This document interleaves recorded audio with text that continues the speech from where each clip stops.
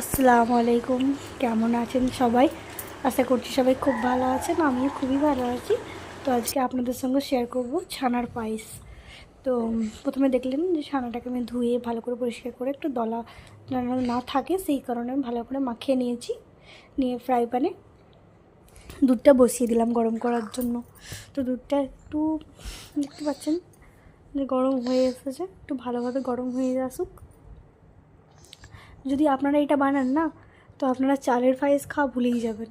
ছানার পায়েসটা এতটা টেস্টি হয়। তো এবারে দেখছেন আমি এলাচ গুঁড়ো দিয়ে দিলাম। 5টা এলাচ নিয়েছি ফাটিয়ে। এটা হচ্ছে 1 লিটার দুধ আছে। আমি ভালো করে এটাকে একটু নাড়িয়ে দিলাম।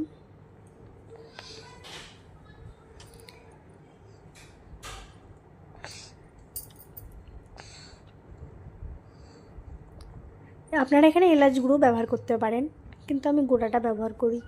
আমার কাছে না গোটাটা বেশি ভালো লাগে, স্মেলটা। এই যে দেখতে পাচ্ছেন ছানাটা মানে একদম ভালো করে আমি মিহি করে হাতে করে ছেনে রেখেছি।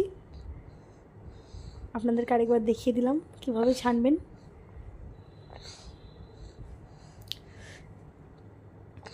এই যে এখানে আমি গুঁড়ো দুধটাও রেখেছি একটা প্লেটের মধ্যে। ভালো করে একটু জাল হয়ে আসলেই আমি গুঁড়ো দুধটা অ্যাড করব, কারণ বেশি গরম হয়ে গেলে দলা পেকে যাবে।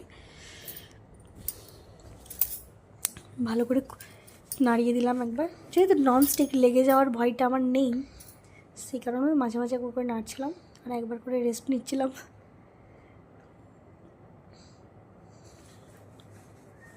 এবার অ্যাড করছি আমি গুঁড়ো দুধ। এটা হচ্ছে আমুলিয়া। আপনারা আমুলিয়াটা ব্যবহার করতে পারেন, খুব টেস্ট লাগে। গুঁড়ো দুধ ব্যবহার করলে না গাঢ় ভাবটা বেশি আসে।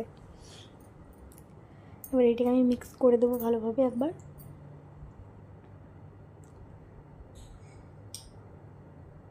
ভালোভাবে মিক্স করে দেবো, তাহলে দলাটা পেকে যাবে না। তো এখানে দুধটাকে আমি এবার জাল করে নেব ভালোভাবে।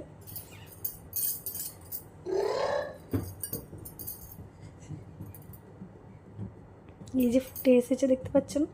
এবার আমি চিনিটা অ্যাড করে দিলাম স্বাদ অনুসারে।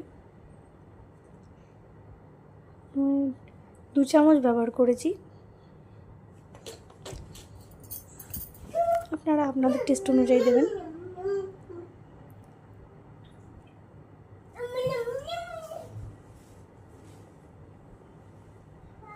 ভালো করে মিক্স করে দিলাম।